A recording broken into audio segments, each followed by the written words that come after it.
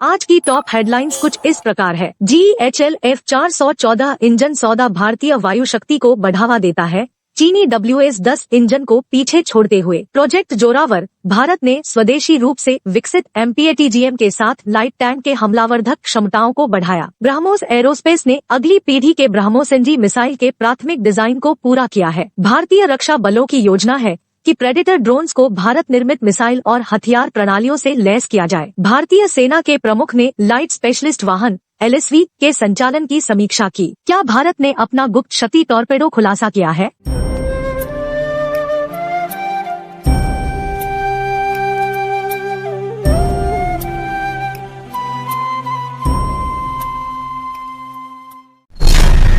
GHL F414 engine सौदा भारतीय वायु शक्ति को बढ़ावा देता है। चीनी WS-10 इंजन को पीछे छोड़ते हुए और हाल के बीच हुए F414 इंजन के निर्माण सौदे ने भारतीय सशस्त्र बल को बहुत खुशी दी है। F414 चीनी WS-10 इंजन से तकनीकी रूप से उन्नत माना जाता है। चीन के J-20 विमान भी WS-10 इंजन के प्रारूपों से युक्त है, लेकिन खुफिया रिपोर्टों के अनुसार इंजन को सेवायोग्यता, समयावधि और प्रदर्शन की समस्याएं हैं। भारत के लिए F414 इंजनों के निर्माण का सौदा GE के साथ उच्च स्तरीय तकनीकी सहयोग के साथ हुआ है, जो भारतीय वायुसेना के लिए एक महत्वपूर्ण योगदान है। प्रोजेक्ट जोरावर, भारत ने स्वदेशी रूप से विकसित MPATGM के साथ लाइट टैंक के हमलावर्धक क्षमताओं को बढ़ाया। भारत अपने लाइट टैंक को defence research and development organisation DRDO द्वारा विकसित man portable anti tank guided missile MPATGM से सुसज्जित करने की योजना बना रहा है। यह चाल मजबूती पूर्णता में महत्वपूर्ण पहला कदम है। MPATGM एक कम वजन वाला और आगे और भूल जाने वाला मिसाइल टैंक की हमलावर्धक आग को काफी बढ़ाएगी। इसमें छोटा इंफ्रारेड इमेजिंग सीकर और उन्नत एवियोनिक्स है। इससे टैंक की हमलावर्धक क्षमता में महत्वपूर्ण सुधार होगा। यह टैंक L&T द्वारा DRDO के सहयोग से विकसित हो रहा है और ऊंचाई में ऑपरेशन के लिए निर्देशित है।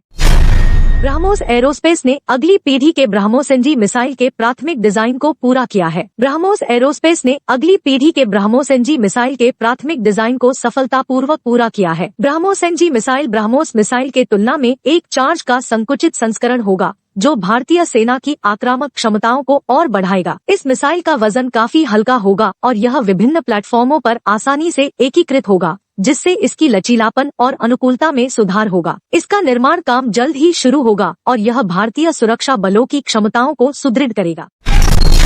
भारतीय रक्षा बलों की योजना है कि प्रेडेटर ड्रोन्स को भारत निर्मित मिसाइल और हथियार प्रणालियों से लैस किया जाए। भारतीय रक्षा बलों ने प्रेडेटर ड्रोन्स पर भारत निर्मित मिसाइलों का एकीकरण करने की योजना बनाई है। ये ड्रोन अमेरिका से विदेशी सैन्य बिक्री सौदे के तहत अधिग्रहित किए जा रहे हैं। रक्षा अधिकारियों ने इन्हें एकीकृत करने के लिए निर्माणशील हथियारों की तलाशी है। ड्रोन के साथ हथियार एकीकरण के लिए 31 सौदे की बातचीत भारत और अमेरिका के बीच चल रही है। प्रेडेटर ड्रोन जल्द ही भारत में तैयार होंगे, जिन्हें भूजलीय निगरानी उपकरण से लैस किया जा सकेगा। इससे भारतीय सशस्त्र सेनाओं की क्षमता में सुधार होगा।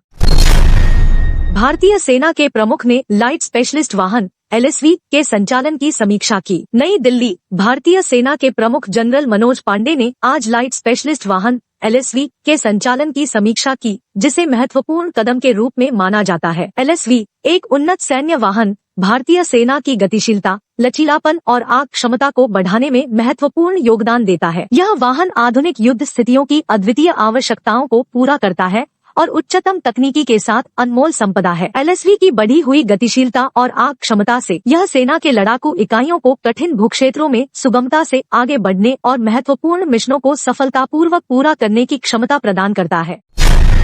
क्या भारत ने अपना गुप्त शक्ति टॉर्पेडो खुलासा किया है? विशाखापट्टनम के रक्षा पब्लिक रिलेशंस अधिकारी के आधिकारिक खाते ने हाल ही में शक्ति थर्मल टॉर्पेडो की पहली आधिकारिक तस्वीर पोस्ट की है। 1996 से विकसित इस टॉर्पेडो को नौसेना विज्ञान और प्रौद्योगिकी की लैब NSTL ने विकसित किया है। यह टॉर्पेडो एक अद्वितीय मोनोप्रोपेलेंट ईंधन द्वारा चलता है, जो बिना ऑक्सीजन के जला सकता है, जिसके कारण यह जलमध्य ऑपरेशन के लिए अत्यंत प्रभावी है। शक्ति टॉर्पेडो की इंजन और ईंधन के विकास में NSTL को करीब 7 वर्ष लगे। यह टॉर्पेडो 400 किलोवाट की शक्ति उत्पन्न कर सकता है, इलेक्ट्रिक टॉर्पेडो की तुलना में दोगुनी गति तक पहुंच सकता है और 600 मीटर तक के ऑपरेशनल डेप्थ के साथ कार्य कर सकता है। प्रयोगात्मक परीक्षण वर्तमान में गहरे पानी में चल रहे हैं।